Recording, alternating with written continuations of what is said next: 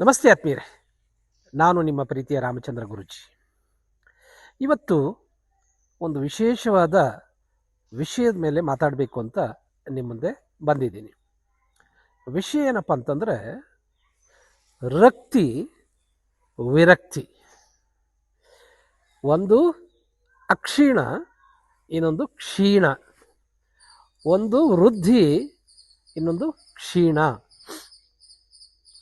ರಕ್ತಿ ಅಂತಂದರೆ ಯಾವುದೇ ವಿಷಯದ ಬಗ್ಗೆ ಒಂದು ವಿಶೇಷವಾದ ಆಸಕ್ತಿಯನ್ನು ಬೆಳೆಸ್ಕೊಂಡು ಅದಕ್ಕೆ ಅಡಿಕ್ಟ್ ಆಗ್ತಕ್ಕಂಥದ್ದನ್ನು ರಕ್ತಿ ಅಂತಾರೆ. ಆದರೆ ಯಾವುದಕ್ಕೆ ಅಡಿಕ್ಟ್ ಆಗಬೇಕಾಗಿತ್ತೋ ಅದನ್ನು ಕಮ್ಮಿ ಮಾಡ್ತಾ ಹೋಗೋದಿದೆಯಲ್ಲ, ಗುಡ್ ಅಡಿಕ್ಷನ್ಸನ್ನು, ಇದಕ್ಕೆ ವಿರಕ್ತಿ ಅಂತ ಹೇಳ್ತಾರೆ. ಉದಾಹರಣೆಗೆ ಓದಿಕೋ ಅನ್ನುವುದು ಇವತ್ತಿನ ದಿವಸ ವಿರಕ್ತಿ ಆಗ್ತಾ ಇದೆ. ರಕ್ತಿ ಆಗಬೇಕಾಗಿತ್ತು, ವಿರಕ್ತಿ ಆಗ್ತಾ ಇದೆ, ಕ್ಷೀಣವಾಗ್ತಾ ಇದೆ. ಆದರೆ ರೀಲ್ಸ್ ನೋಡು, ರೀಡ್ ಮಾಡು ಅಂದರೆ ಅದು ಈಗ ಕಮ್ಮಿ ಆಗ್ತಾ ಇದೆ, ವಿರಕ್ತಿ ಆಗ್ತಾ ಇದೆ. ರಕ್ತಿ ಯಾವುದಾಗ್ತಾ ಇದೆ? ರೀಲ್ಸ್ ನೋಡೋದು ವೃದ್ಧಿ ಆಗ್ತಾ ಇದೆಯೋ, ರೀಡ್ ಮಾಡೋದು ವೃದ್ಧಿ ಆಗ್ತಾ ಇದೆಯೋ ನೋಡಿ. ಅಂದರೆ ಓದೋದು ವೃದ್ಧಿ ಆಗಬೇಕಾಗಿತ್ತು, ಓದುವ ಆಸಕ್ತಿ ಜಾಸ್ತಿ ಆಗಬೇಕಾಗಿತ್ತು. ಆದರೆ ರೀಲ್ಸ್ ನೋಡುವ ಆಸಕ್ತಿ ದಿನೇ ದಿನೇ ಜಾಸ್ತಿ ಆಗ್ತಾ ಇದೆಯೋ, ಕಮ್ಮಿ ಆಗ್ತಾ ಇದೆಯೋ ಯುವ ಜನರಲ್ಲಿ? ಇದು ಜಾಸ್ತಿ ಆಗ್ತಾ ಇದೆ, ಇದು ಕಮ್ಮಿ ಆಗ್ತಾ ಇದೆ. ಇದು ವಿರಕ್ತಿ ಆಗ್ತಾ ಇದೆ, ಇದು ರಕ್ತಿ ಆಗ್ತಾ ಇದೆ. ಅತ್ಯಾಸಕ್ತಿ ರೀಲ್ಸ್ ಮೇಲೆ, ಅನಾಸಕ್ತಿ ಓದೋದ್ರ ಮೇಲೆ. ಆಯಿತಾ? ಹಾಂ, SIP ಒಳ್ಳೆಯದೇ, ಸಿಸ್ಟಮ್ಯಾಟಿಕ್ ಇನ್ವೆಸ್ಟ್ಮೆಂಟ್ ಪ್ಲ್ಯಾನ್, ಹೌದಲ್ವಾ?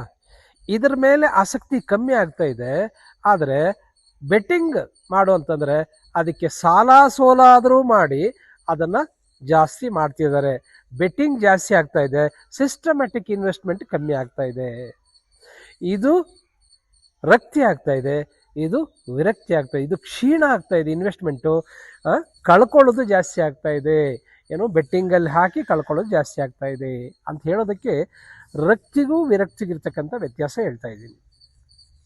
ಅದಾದಮೇಲೆ ಈಗ ಯಾರಿಗಾದರೂ ಒಂದು ಗ್ರಾಮ ಪಂಚಾಯಿತಿ ಮೆಂಬರ್ ಕೊಡೋಣ, ಅವನ್ನೇ ಪ್ರತಿ ವರ್ಷ ಎಲೆಕ್ಟ್ ಮಾಡೋಣ, ಒಂದು 50 ವರ್ಷ. ಅವನಿಗೆ ಅದರ ಮೇಲೆ ವಿರಕ್ತಿ ಬಂದುಬಿಟ್ಟು ನೇಣು ಹಾಕ್ಕೊಂಡ್ಬಿಡ್ತಾನೆ. ಆದರೆ ಅವನಿಗೆ ವರ್ಷ ಅವನಿಗೆ ಪದೋನ್ನತಿ ಕೊಡಿ, ಗ್ರಾಮ ಪಂಚಾಯತಿ ಮೆಂಬರು, ತಾಲೂಕ್ ಪಂಚಾಯತಿ ಮೆಂಬರು, ಜಿಲ್ಲಾ ಪಂಚಾಯತ್ ಮೆಂಬರು, MLA, ಮಂತ್ರಿ, ಮುಖ್ಯಮಂತ್ರಿ, ಪ್ರಧಾನಮಂತ್ರಿ ಮಾಡಿದ್ರು ಕೂಡ ಅದರ ಮೇಲೆ ಏನಿದೆ ಅಂತ ಕೇಳ್ತಾನೆ ಅವನು. ಇದು ರಕ್ತಿ, ಇದು ವಿರಕ್ತಿ. ಯಾವುದೇ ಒಂದು ಜವಾಬ್ದಾರಿ ಕೊಟ್ಟರೆ ಅದು ವಿರಕ್ತಿ, ಅದರ ಬಗ್ಗೆ. ಬೇಜವಾಬ್ದಾರಿಗಳ ಬಗ್ಗೆ ರಕ್ತಿ ಜಾಸ್ತಿ.